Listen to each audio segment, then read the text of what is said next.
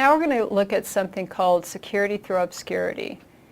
And what this means is that you're actually depending upon that somebody's not smart enough to figure out some type of flaw in your software or in your environment. And in some instances, security through obscurity is okay, but you shouldn't just depend upon it, especially for your whole enterprise. There are people who are dedicated to figure out the flaws and take advantage of them. Some people say, well, I'm not big and nobody's going to come after me. And that's not true. Everybody's a target. So don't think that because your code is proprietary or that you moved your HTTP to port 8080 or something like that, nobody's going to figure that out, because a lot of these people are quite intelligent and quite motivated. Now, security, there's an interesting thing that's been going on for years. It's called disclosure of flaws within our software.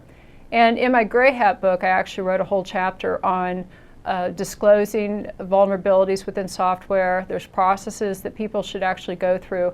But for a long time, companies figured, let's not tell anybody about the flaws within our software because nobody will figure them out.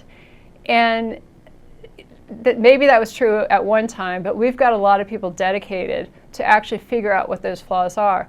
There's companies like iDefense that will pay for vulnerabilities if you find a vulnerability within software. So there's never, there's always been this conflict or not a great relationship between vendors and Gray Hats, which are people who find vulnerabilities and try to work with the vendor to come out with a fix. There's always been some type of issue between them, and that's why they actually have these ways of, when you identify a software flaw, what to actually do to go through them. But software companies, a lot of times they figure nobody's going to find a flaw, or they will say, yes, there are flaws in our product, but we'll just wait and throw out a patch when necessary. And then the people have to wait until that patch actually comes out. So in that case, companies actually know that there's flaws within their software, but they're not going to fix it. They want to get it out on the market. They need to start making money on it. So they say when somebody actually figures it out, then we'll come up with a patch or an update. And one other thing about flaws, software flaws, there are dedicated people to find these flaws, these vulnerabilities, and you can even purchase zero-day exploits. A zero-day means that there's no fix. There's no patch, there's no hotfix, there's no fix to it. So people will find out these vulnerabilities and they will sell them on the internet, so you could buy them and attack whoever you want to. So we're working with companies, software companies, to try to get their software much more secure. But I don't think it's really going to happen until they're held legally liable or they're going to actually lose market share. Now, one thing that about security through obscurity, it's kind of an ongoing debate. For example, a lot of the algorithms that we know about, DES, AES, those types of algorithms, those are open. That means that anybody can actually look at the code and they can understand the logic. And they're open because the idea is the more eyes that are looking at the code, the more the flaws that could be identified, and that algorithm can be protected. That's one base, that's one group of people. Now there's another group of people that says, nobody's going to look at the code of my algorithm, and that's going to provide an extra layer of security. And that's what the government does. The government has algorithms we don't even know the names of. And we can't look at the code in those algorithms. And people who are in the industry, cryptographers who are not in the military, are suspicious of any type of algorithm that they can't see and they can't look at the logic. So there's two different camps, not only about algorithms, but also about compiled code. We have is open source or compiled code more secure? Well, the open source people feel that the more eyes on the code, the more people that can find some type of flaw, we can work as a team, improve the software so it improves the security for all. The other group says, my software is compiled, which means it's put it into a binary exe, and people aren't going to be able to find the flaws. That's certainly not true, because we've got reverse engineering and fuzzing and a lot of different things, and dedicated people to take that binary exe and find those flaws. But it's a continual debate. But for our purposes, the thing is when you develop an enterprise security program, don't depend upon security through obscurity. You need to use open standards, you need to use things that have been proven, because people are very motivated today. And I mentioned before that at one time hackers were just some young people. They brought down some websites so they could brag to each other. It was all about getting in the limelight. Now, hacking has changed. What's going on today is usually run by organized crime. They are pinpointing, specific targets of who they're going to get, and it's usually, money oriented. They're profiting from it now. It could be through identity theft. They're attacking actual banks, and there's extortion that goes on, where somebody finds a security vulnerability within a corporate environment, within like their perimeter wall, and they will contact the company and say, look, we know about this, and we will use this exploit against you unless you give us some money. That's extortion. So we have moved, in the hacking world, we have moved from a group of people who really didn't necessarily want to do any damage, but it was all about the limelight. Look at what I've done. Now we're into hackers that don't want to be in the limelight, they don't want to be known about, and that's one reason that the viruses that we get have gone down. Viruses used to go and spread themselves all over the place, but it didn't do any damage, and it didn't do anything for the hacker necessarily, or whoever the virus writer is. Now viruses are really more of the Trojan horses or bots, or something that's used to zero in on a target, and they don't want to be known about. It's all about, much more about profit. So we have an interesting history where we had kids who were kind of playing around, to now we have very organized groups of people, all in different countries. China has a lot going on there, but they're organized, they're paid specifically to hack, and they're constantly flying under the radar. So don't think that you're small and nobody knows about you, or you're using something proprietary and nobody's going to be able to get through it. They're going to. So if we're not going to use security through obscurity, what are we going to do?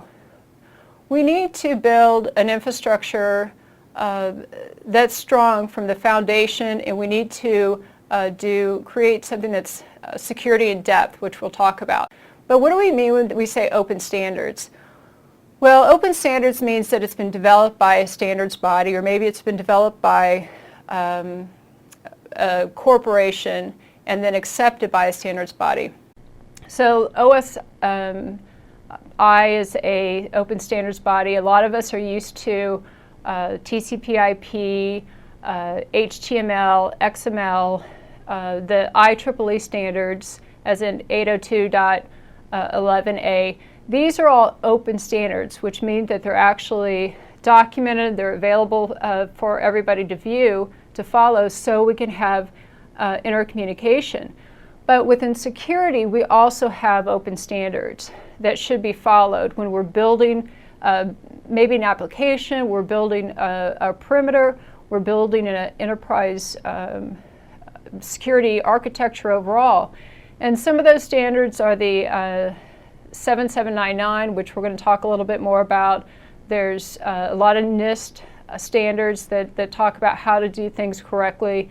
We'll go into risk management, but there's specific standards and ways to do that. And the reason that they're out there is, how do you know how to build a security enterprise?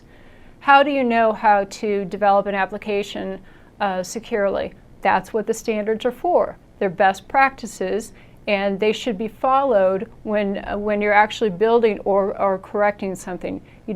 Companies, you shouldn't be just winging it. I've worked in environments where they come up with their own cryptography algorithms. Horrible, worst thing to do. They develop their own protocols. Terrible thing to do. The reason it's bad is because they haven't been used over and over and over again by different organizations, and the flaws haven't been worked out yet. Now, so if we don't follow standards, we don't have we can't talk to each other, because protocols are really how we communicate. But since our environment is becoming more porous, as I talked about before, we need to be able to depend upon each other, the other company, that they're following standards and they're doing the right thing. One thing we'll cover in law is downstream liability. If I am dependent upon you, your company, to provide some type of service to me, you need to be doing your security in a standard, secure way so you don't negatively affect my company, my systems, and my functionality. So throughout this whole the course, we'll be talking about different standards, but building an actual enterprise, it's important to build that right the first time, because you're doing a framework that is very difficult to go back and change when you're halfway through it. Now, there's 3 different types of control categories. That would be administrative, technical, and physical. And administrative controls is basically everything that we're covering in this domain. That would be risk management, development policies, awareness training. So these are usually called the soft controls that need to be in place.